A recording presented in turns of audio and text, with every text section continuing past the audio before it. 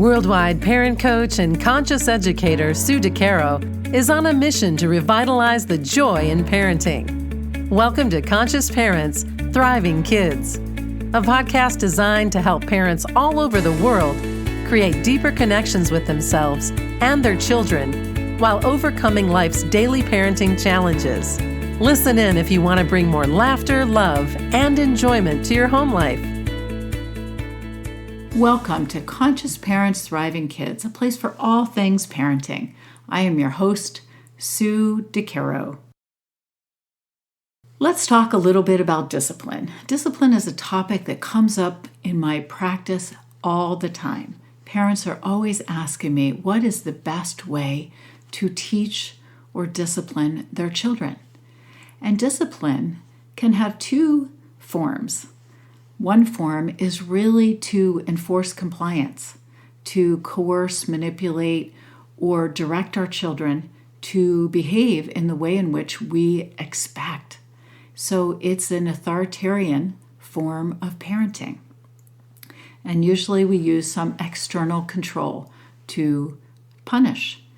Many times this type of punishment can lead to upset, anger, discouragement, detachment, disconnection, and shame within our children.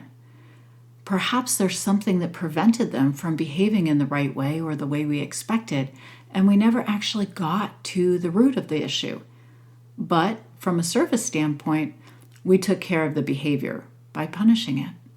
So we aren't actually teaching and helping our children to grow and thrive by actually just punishing in a coercive way what we see on the outside. The second form, and my favorite form of punishment, is really as an opportunity to teach our children, to help our children and guide our children by discussing the behavior and talking about how we might be able to move through it in a different way, offering our children an opportunity to think for themselves. What could they have done differently? How could this have looked, even at the youngest of ages? But also to tap into the core issue. What prevented them from doing the right thing? Or what created them this opportunity to do what they did, whatever it was? I'm not going to label it with the wrong thing, because in that particular moment, that was what spoke to them. So getting beneath the surface to learn why it is our children are doing what it is they're doing can help us to teach and guide and offer opportunities for our children to learn from these moments. And that, to me, is the goal of discipline, is an opportunity to connect with our children in a learning and growing moment, or many moments perhaps, depending on what's going on in your house. So I wanted to share with you a little story. A few years ago, I spoke with some students who were enrolled in a high school AP psychology class about parenting. I was offered the opportunity to come in and talk a little bit about the work that I do. So we spoke about my parent coaching practice and how I help parents with everyday challenges with their children. Many of these teens were surprised that there was actually a career or an opportunity for someone like myself to do this type of work, but at the same time, they were kind of touched that people are working with parents around the world to try to help them do a better job in connecting and raising their beautiful children. One of the major topics that parents bring to my sessions with them, as I mentioned, is discipline. And I shared this with the children. How do we get kids to do what we want them to do? When I shared this, I learned a lot from their perspective. It wasn't a new revelation, but one that came directly from a group of incredible teenagers. What happens when we give children the opportunity to voice their concern or ideas about discipline? Their biggest complaint was that the majority of their parents take electronics away every time something didn't go the parents' way. They stressed that their parents are not teaching them anything with these discipline methods. Rather, they were just basically using a tactic that would annoy their children. So yes, their children were annoyed by the fact that their electronics were removed. So after this, we dove into the root cause of this. We discussed how a lack of connection impacts the ability of our children to cooperate. We talked about how we can move from discipline and shame to connecting and teaching lessons through conversing and explaining. So one of the techniques that we discussed is to use natural consequences that relate to the behavior in question. Perhaps your child forgot their homework at home one day, so a natural consequence would be that they would receive a penalty when turning it in late. This is a natural consequence. The consequence relates to the actual behavior in question. The consequence directly relating to the situation actually teaches the child, and the child is responsible. The child sees the consequence, not the parent dishing out the consequence.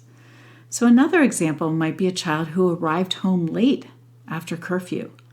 Sometimes we want to rush to punish, naturally or otherwise, but this could have a story surrounding the reason for tardiness. If we do not take the time to listen to the story behind the child's coming in after curfew, we might be punishing something we know nothing about. And wow, isn't that doing a disservice to our child? And if we sit down and we have a conversation with our child, we might actually learn that the reason that they were late after curfew was someone's car broke down, or another parent actually was late in picking them up, or some other issue affected their ability to arrive home at the reasonable curfew time that we set. So don't we owe our children the opportunity to explain without us becoming so focused on the actual issue and not the story behind the issue? I believe this is what serves to connect us more deeply with our children, is having these conversations when things are tough, when things might actually not have gone as we expected. Let's learn what happened before we jump to conclusions. So listening is a great way to create more understanding and trust between parent and child. Allow your children to share freely as you listen, distraction-free. Perhaps nothing is needed in some situations, just an understanding and a compassionate ear. This will help to build connection as opposed to correction. And in the case of a child coming home past curfew, one might say, wow, how might you handle this next time? Or perhaps you might have texted me so I know or knew what was happening during this time. So always connecting with our child in a way that helps our child to learn and perhaps create some different form of narration of the situation for next time, if there's something that you would like to see going a different way. Our children are here to help us grow just as much as we are here to help them grow.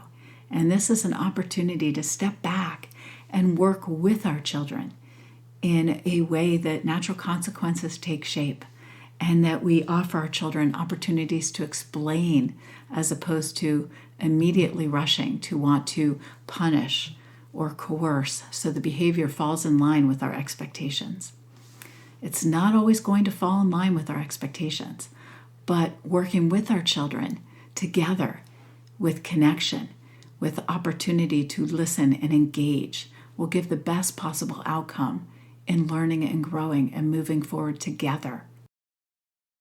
So I hope that you can build more connection and perhaps less correction as you move forward with your beautiful children. Thank you for joining me. Remember, every moment is a new moment for conscious connections. Thanks for listening to Conscious Parents, Thriving Kids. If you like what you heard, the best compliment you can give us is to share this podcast with a friend. And be sure to give us some stars and a favorable review at Apple Podcasts or wherever you listen in.